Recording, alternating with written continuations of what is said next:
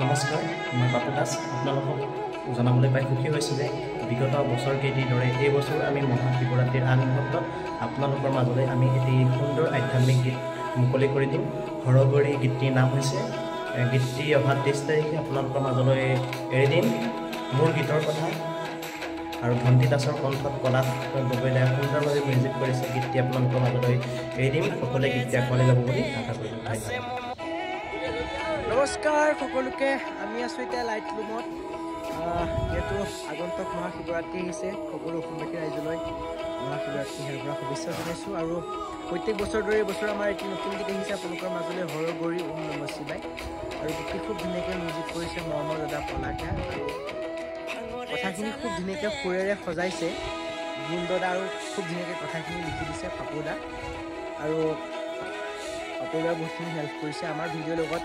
বিপুল দা আছে, ৰিয়ান আছে, চুমি, আৰু আমাৰ ভিডিঅ'ৰ কেমেৰা কৰিছে বিপুল দা আৰু ৰিয়ান দাই ড্ৰোন কৰিছে। চুমিয়ে খুব ধুনীয়াকৈ মোক মেকআপ কৰিছে, ফুট চুট দি দিছে। আৰু দীপাংকৰ দা আছে, অমিত দা আছে, আৰু দাঁত ভঙা এটা আছে।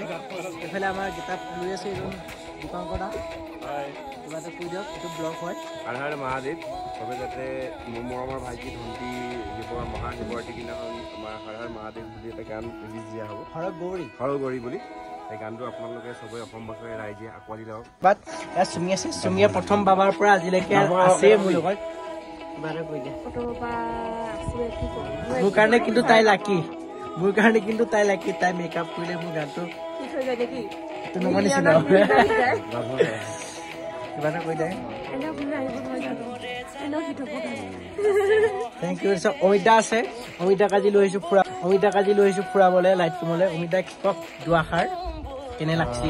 খুব কষ্ট কৰি গানটো কৰা হৈছে, খুব ভাল গান আছে। গীতটো কি নাই ফোন কৰিছে, পাপুৱে লিখিছে, খুব ধুনীয়াকৈ গাইছে।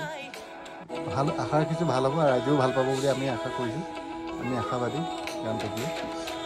ধন্যবাদ অমিত দা। আৰু হেৰি মোৰ মৰমৰ ভাইটি আছে, দেহা বুলি মাতো ইয়াক মই। টিকুল চিকুল লৈ আছে, বাবাৰ আশীৰ্বাদত গানটো ধুনীয়াকৈ চলিব, গানটো চলিব বুলি আশা ৰাখিছোঁ। সকলোৱে মৰম দিব, প্ৰত্যেক বছৰৰ দৰে এই বছৰো ভালকৈ চলিব বুলি আশা ৰাখিছোঁ। বাকী আমি সকলোৱে আছোঁ ইয়াতে, দেখাই দিয়া সকলোকে আমাৰ সতীৰ্থবিলাকক। এইফালে গোটেইখিনি আছে, আমি পুৰা হুলস্থুল হৈ আছে ইয়াত। বিপুল দাই খুব ধুনীয়াকৈ কেমেৰা কৰিছে, কিবা এটা কৈ দিয়ক। ধুনীয়া গান এটা কৰি শান্তি গাইছে। আৰু গানটো আমি শিৱৰাত্ৰিৰ দিনাখন ৰিলিজ কৰিম। 23 তাৰিখে ৰিলিজ কৰিম। হৰগৌৰী সকলোৱে শুনিব। আৰু বিপুল দাক সহায় কৰা এজন বন্ধু আছে, চেৰা নামটো। চেৰা কিবা এটা কোৱা তুমি। চেৰা আৰু এই পোৱালি এটা আছে, ই অকল ছোৱালীৰ লগত কথা পাতি দিয়ে।